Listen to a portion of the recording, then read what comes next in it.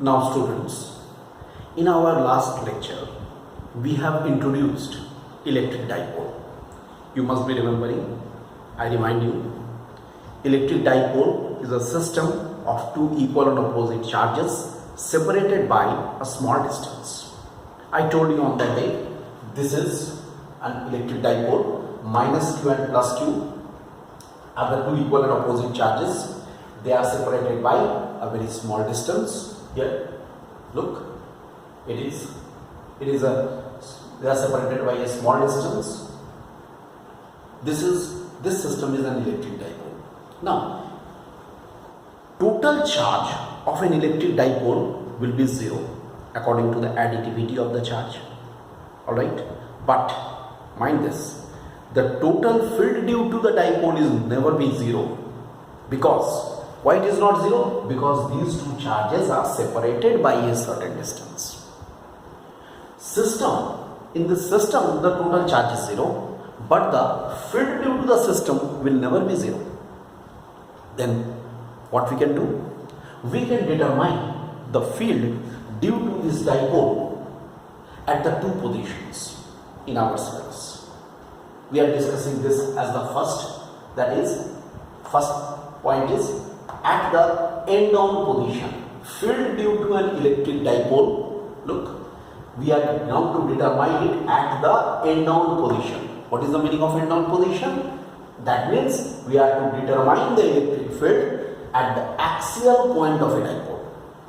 What is the axis of the dipole? Axis of the dipole, you can say it's an imaginary line this way. This is the imaginary line passing through this dipole in this way. This is the axis of the dipole. Alright.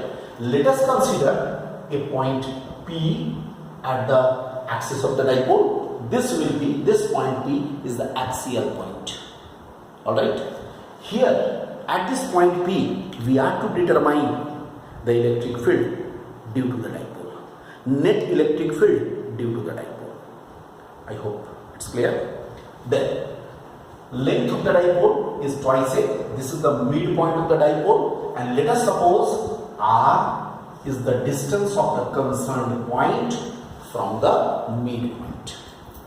See, distance of the concerned point P, axial point P, from the midpoint of the dipole is R. I hope the figure is very much clear to all of you.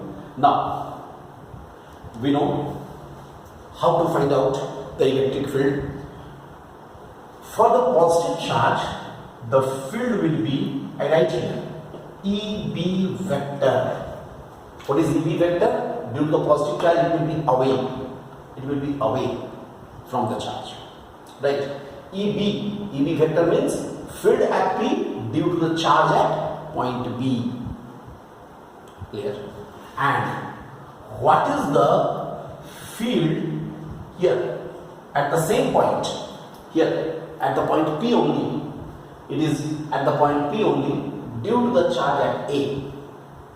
At the same point A, I repeat, at the same point A, here, same point P, due to the charge at A, we have the field EA vector.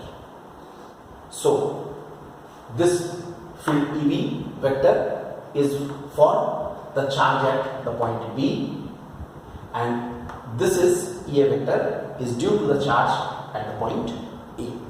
Both the fields are taking place, or it is occurring at the point P.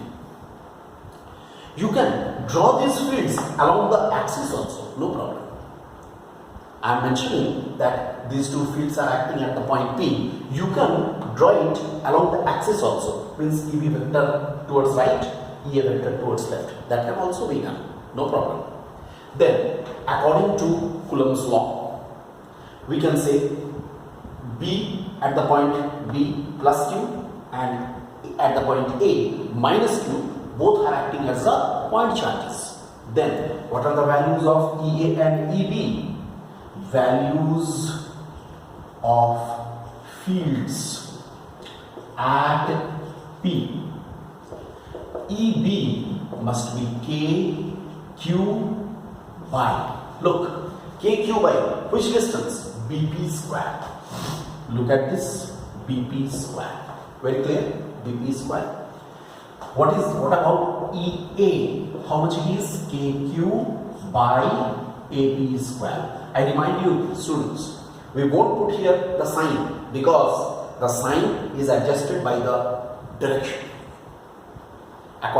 Due to the sign only, the directions have been taken away from the charge or towards the charge like this. Then how much it will be? KQ by, how much it is? Look, BP, from the figure it is very clear, R minus A whole square. And here, due to this EA, AP square, that is also very clear, KQ by R plus A whole square. Just you watch these two terms, very clear. Obviously, here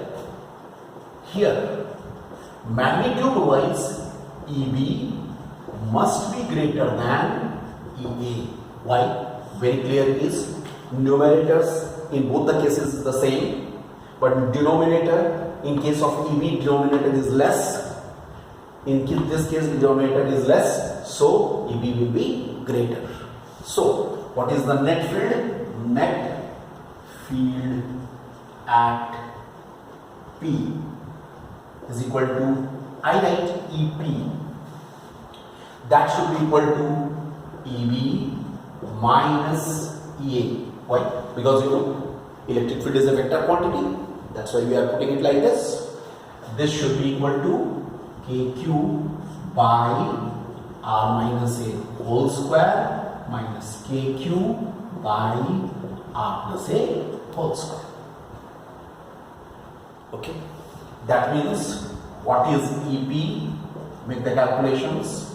KQ, here we will write in this way. Look, these two will, if you take LCM, I hope all of you are agreed, it should be R square minus A square whole square. Here it is R plus A whole square minus R minus A whole square. Look at this. See here, we can take it like this. Now you just solve it. You can solve it. KQ, and here we write R square plus A square plus twice RA minus R square minus A square plus twice RA. After changing the sign, R square minus A square whole square. R square, A square, R square, A square cancels. So what we are getting, EP must be equal to KQ, and here we write 4RA divided by R square minus A square whole square. Look at this. This will be the value. It's alright.